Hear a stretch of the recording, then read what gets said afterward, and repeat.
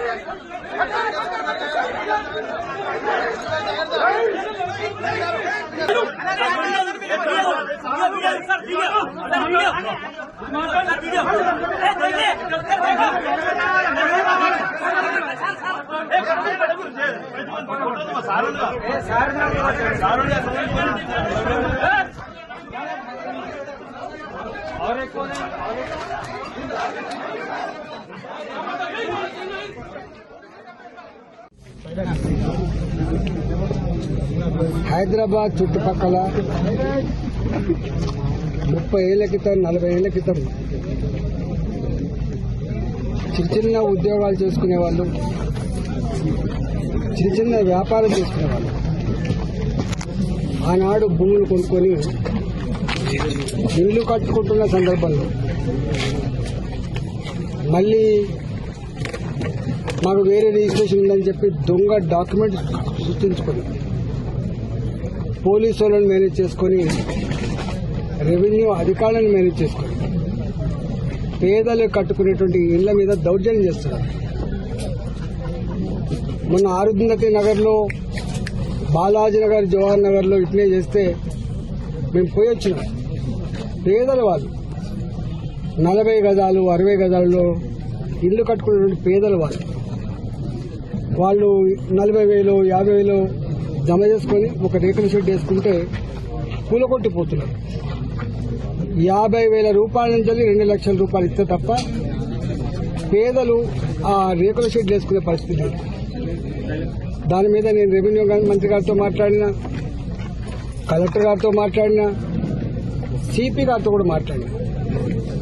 నేను 6 నెలలు అవుతుంది భారతీయ జనతా పార్టీ ఎంపీకి ఇక్కడ పిలిచి. 6 నెలల నుంచి ప్రతి నిత్యం కూల్చివేతల బాధలు తప్ప, పేదల కన్నీళ్లు తప్ప, నా ఇండ్లు కూలగొడుతున్నారు, నా జాగలు గుంజుకుంటున్నారు, నేను కాంపౌండ్ వాళ్ళు కడితే కూడా గుండాలు బెదిరిస్తున్నారు, మా కాలనీలలో కిరాయి గుండాలు లిక్కర్ సీసాలు తెచ్చుకొని తాకుండా మా మీద దౌర్జన్యం చేస్తున్నారు. ఎటుపోతుంది సారు ఇది? ఇంత పెద్ద విశ్వనగరం అని చెప్తా ఉన్నారు, ఇంత గొప్ప పోలీస్ అని చెప్తా ఉన్నారు, పేదల ప్రాణాలకు రక్షణ లేకుండా పోతుందని చెప్పి కన్నీళ్లు పెడతా ఉన్నారు. నిన్న నా దగ్గరికి ఏకశిలా నగర్ కాలనీ వాసులు వచ్చింది. 1985 ఇవాళ కాదు నిన్న కాదు 1985 ఆనాడు ఇక్కడ ఎకరం 10,000 రూపాయలు 5,000 రూపాయలకి ఎకరం ఉండే. ఇక్కడ ఆనాడు రియల్ ఎస్టేట్ వాళ్ళు ప్లాట్ చేస్తే కొనుక్కున్నారు. వాళ్ళు అందరూ కూడా రెవెన్యూ ఉద్యోగులు ఉన్నారు, ఇలా పోలీస్ డిపార్ట్మెంట్లో పనిచేసే వాళ్ళు ఉన్నారు, రిజిస్ట్రేషన్ ఆఫీసులో పనిచేసే వాళ్ళు ఉన్నారు. ఇలా 32 డిపార్ట్మెంట్లలో పనిచేసేటువంటి ఆనాటి చిన్న ఉద్యోగులు ఇక్కడ జాగాలు కొనుక్కున్నారు. ఇవాళ ఆ జాగలు ఇక్కడ ఇల్లు కట్టుకుందామంటే ఆనాడు దొంగల భయం కాబట్టి, రాళ్ళు రప్పలున్న గుట్టల భూములు కాబట్టి, చెట్లు కంచెలున్న భూములు కాబట్టి సెక్యూరిటీ భయపడి ఆనాడు కట్టుకోలేదు. మెల్లమెల్లగా జాగాల ఖరీదు పెరుగుతున్నప్పుడు, వాళ్ళకు 4 పైసలు జమ అవుతున్నప్పుడు ఇల్లు కట్టుకునే ప్రయత్నం చేసి కొంతమంది ఇల్లు కట్టుకున్నారు. ఇవాళ ఇల్లు కట్టుకునే ప్రయత్నం చేస్తున్నప్పుడు ఇక్కడ మొన్న కొత్త గవర్నమెంట్ వచ్చిన తర్వాత మొన్నటి వరకు పాలక మండలి గ్రామ పంచాయతీ ఉన్నంత వరకు, మున్సిపాలిటీ ఉన్నంత వరకు వాళ్ళకి పర్మిషన్లు వచ్చినాయి. కానీ కొత్త ఈ గ్రామ పంచాయతీ పాలక మండలు వాళ్ళ టైం అయిపోయిన తర్వాత స్పెషల్ ఆఫీసర్ల పాలన తెచ్చి ఇక్కడ కట్టుకునేటువంటి ఇండ్లకు పర్మిషన్ ఇస్తలేరు. అంటే కంచే చేరును మేసినట్టుగా ఏ పేదలకైతే అండగా ఉండి వాళ్ళకు పర్మిషన్లు ఇచ్చి ఇల్లు కట్టుకుంటే చేయను ప్రభుత్వమే స్వయంగా ఇక్కడ ఇల్లు కట్టుకోకుండా నిషేధించింది. పర్మిషన్ ఇస్తలేదు. ఇవాళ కట్టుకునేటువంటి వాటికి కూలగొడతా ఉన్నారు.